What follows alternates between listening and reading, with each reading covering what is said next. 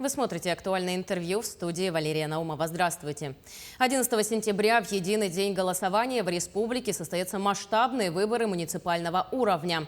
Об особенности предстоящих выборов расскажет гость студии, недавно переизбранный на новый срок председатель Центральной избирательной комиссии Якутии Евгений Федоров. Евгений Николаевич, здравствуйте. Добрый день, Юрий.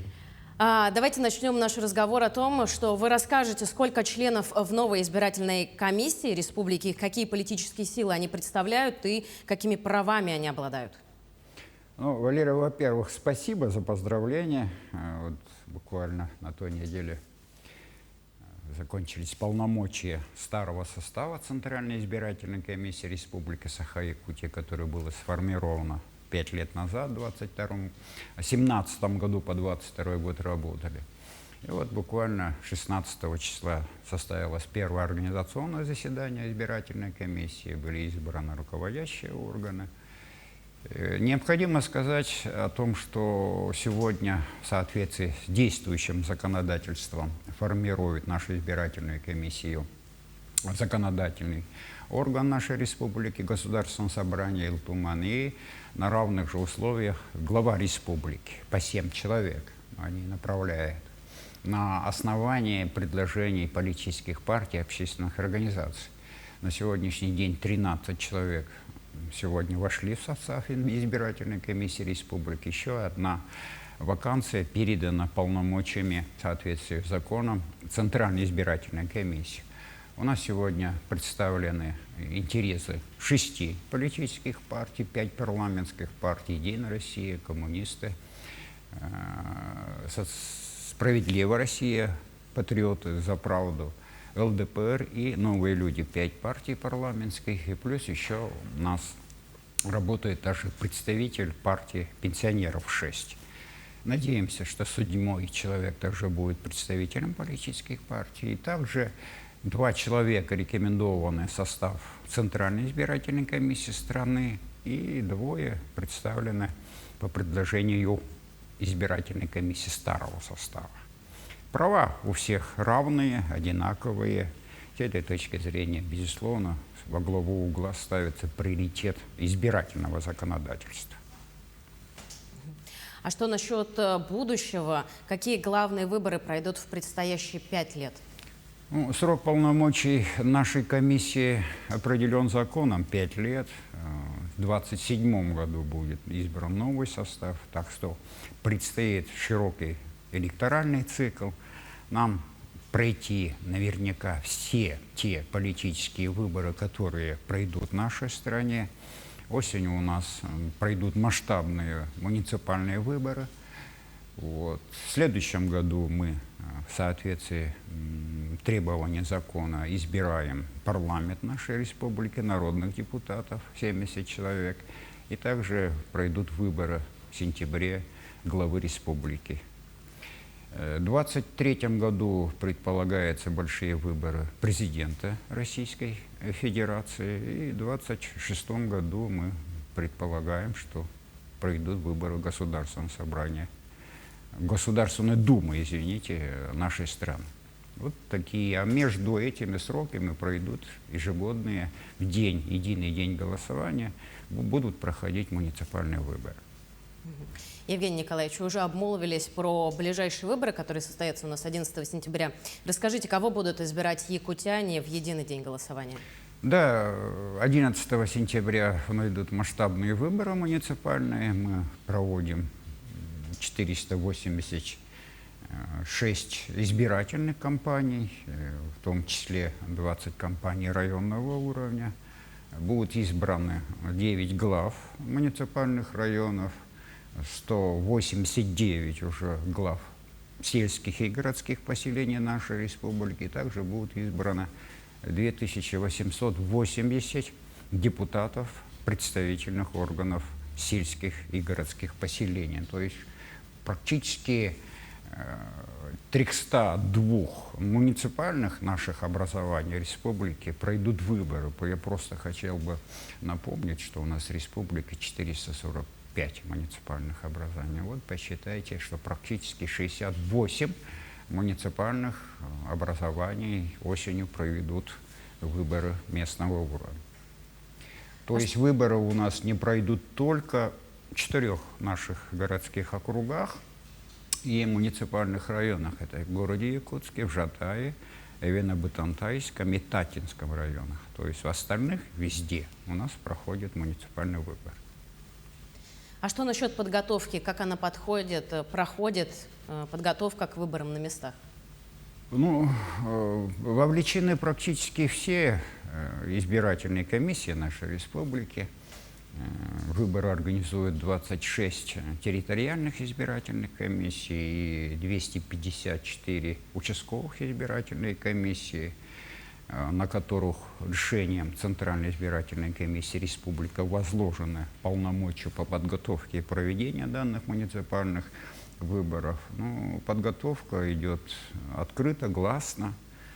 Мы сегодня особое внимание уделяем обеспечению безопасности на избирательных участках в целях предотвращения активизации деятельности различных экстремистских групп. К сожалению, эта тема сегодня очень актуальна в нашей стране, и в том числе, безусловно, в нашей республике.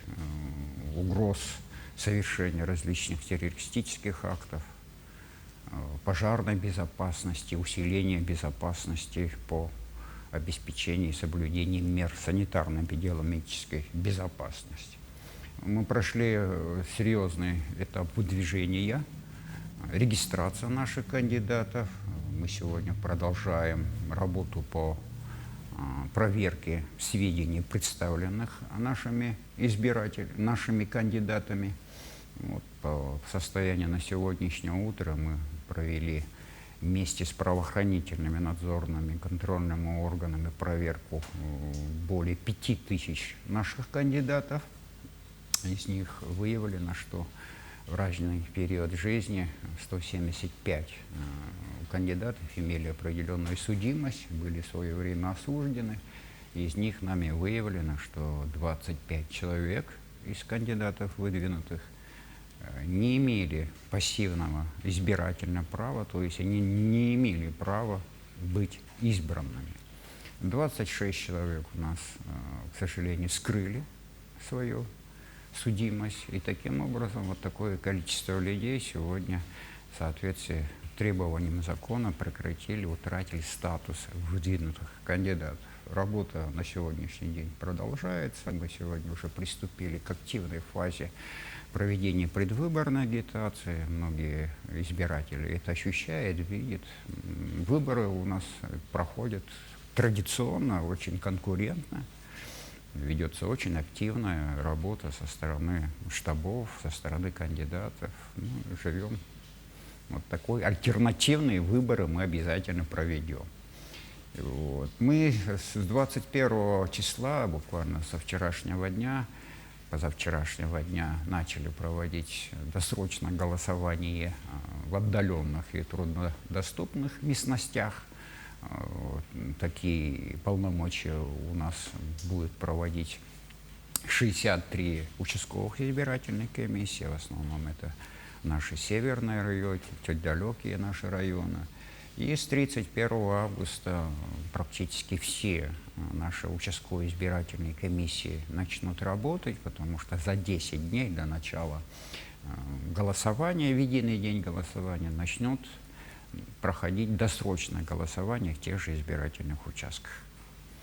Вот. Но с этой точки зрения необходимо отметить, что мы практически добились того, что 98% всех выдвинутых кандидатов у нас зарегистрированы. Это показатель достаточно высокий. Из 5435 вот наших кандидатов, которые были выдвинуты политическими партиями и также самовыдвижением, у нас 5332 кандидата прошли регистрацию и проводят сейчас активную агитационную работу. Необходимо сказать, что в ходе выдвижения приняли участие по выдвижению своих представителей 11 политических партий. Вот. Но выдвинули реально документы, представили нашей избирательной комиссии 10 Из них регистрация прошли 9 политических партий. Еще раз хотел напомнить, что это «Единая Россия», львиное большинство своих кандидатов выдвинуло, 2445 человек. Более 200 кандидатов выдвинули Коммунистическая партия Российской Федерации, «Справедливая Россия», вот, «За правду». Ну и ЛДПР 120 человек кандидатов выдвинула, «Родина» 11, партия пенсионеров, «Гражданская платформа», партия «Дело», партия социальной защиты. И с этой точки зрения, конечно, мы сегодня ожидали активного участия новой парламентской партии «Новые люди», но они приняли решение в этих избирательных кампаниях, которые проходят на муниципальном уровне, не участвовать. А насколько будет доступно цифровое голосование для якутян? Ведь многие сейчас еще находятся в отпуске, кто-то физически не сможет подойти на участок. Да, спасибо за вопрос. Очень актуальная тема. Я бы хотел сказать, что мы сегодня, избирательные комиссии, работают в условиях перехода к цифровым платформам, новым сервисам. Эта тема достаточно актуальна для многих организаторов и для избирателей рядовых, которые интересуют. Надо просто сказать, что дистанционное электронное голосование в нашей стране в порядке эксперимента появилось еще 3 года назад, во время выборов в Московскую Думу городскую. Потом в 2020 году это более в законодательном порядке она была заложена. И сегодня на региональных выборах, на муниципальных выборах в стране участвуют и проводят дистанционное электронное голосование 7 субъектов Российской Федерации. Надо сказать, что электронное голосование, оно не будет единой формой, потому что в любом случае при вводе данной процедуры голосования традиционным бумажным носителем будут сохраняться, каждый будет выбирать или эту форму, или ту. Но Якутия, мы сегодня достаточно активно изучаем эту ситуацию. Решение принимается на уровне Центральной избирательной комиссии Российской Федерации. Мы очень плотно работаем с органами власти республики.